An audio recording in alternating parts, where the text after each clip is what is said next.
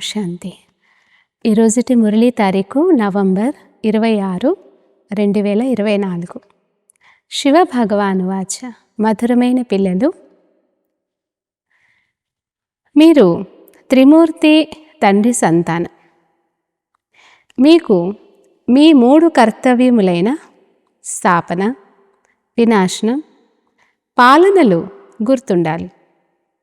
ప్రశ్న: దేహ అభిమానమనే కఠినమైన వ్యాధి సోకడం వలన ఏ కష్టాలు కలుగుతాయి?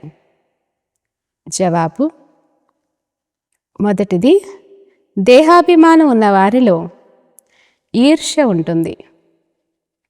ఈర్ష్య కారణంగా వారు పరస్పరంలో ఉప్పు నీరు వలె ఉంటారు. ప్రీతితో సేవ చేయలేరు. లోపల కాలిపోతూ ఉంటారు. సెకండ్ పాయింట్, నిర్లక్ష్యంగా ఉంటారు.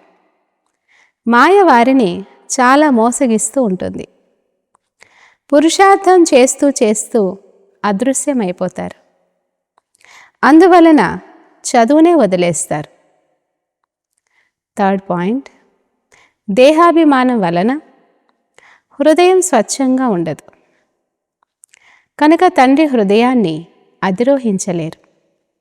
ఫోర్త్ పాయింట్, మూడ్ ఆఫ్ అయిపోతారు.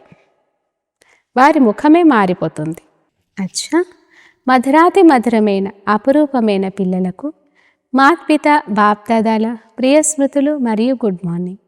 ఆత్మిక పిల్లలకు ఆత్మిక తండ్రి నమస్తే. ధారణ కొరకు ముఖ్య సార్. ఫస్ట్ పాయింట్, మౌలాయి మస్తీలో అనగా అపారమైన ఆనందంలో ఉండి స్వయాన్ని స్వతంత్రులుగా చేసుకోవాలి. ఏ విధమైన బంధనంలో బంధింపబడరాదు. మాయా ఎలుకతో చాలా చాలా కాపాడుకుంటూ ఉండాలి. మనసులో ఎప్పుడూ శైతాని అనగా రావణ ఆలోచనలు రాకూడదు. సెకండ్ పాయింట్, తండ్రి ద్వారా లభించే అంతులేని ధనం జ్ఞానం యొక్క నశాలో ఉండాలి. ఈ సంపాదనలో ఎప్పుడూ సంశయ బుద్ధి గల వారిగా అయ్యి అలసిపోరాదు. విద్యార్థి జీవితం సర్వశ్రేష్టమైన జీవితం కనుక చదువుపై పూర్తి గమనం ఉంచాలి. వరదానము: సదా అలర్ట్గా ఉండి సర్వుల ఆశలను పూర్తి చేసే మాస్టర్ ముక్తి జీవన్ముక్తి దాతాభవ. వివరణ: ఇప్పుడు పిల్లలందరిలో సర్వుల ఆశలను పూర్తి చేయాలి అనే శుభ సంకల్పం ఉత్పన్నమవ్వాలి. అందరికీ జనన మరణాల నుండి ముక్తులు అవ్వాలనే కోరిక ఉంది కనుక దాన్ని అనుభవం చేయించండి. దీని కొరకు మీ శక్తిశాలి సతోప్రధాన వైబ్రేషన్ల ద్వారా ప్రకృతి మరియు మనుష్యాత్మల వృత్తులను పరివర్తన చేయండి. మాస్టర్ దాతలుగా అయ్యి ప్రతి ఆత్మ యొక్క ఆశలను పూర్తి చేయండి.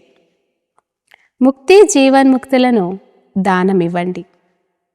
ఈ బాధ్యత యొక్క స్మృతి మిమ్మల్ని సదా అలర్ట్గా చేస్తుంది. స్లోగన్: మురళీధరుని మురళి వింటూ దేహస్మృతిని కూడా మర్చిపోయేవారే సత్యమైన గోపగోపికలు. అచ్చా, ఓం శాంతి.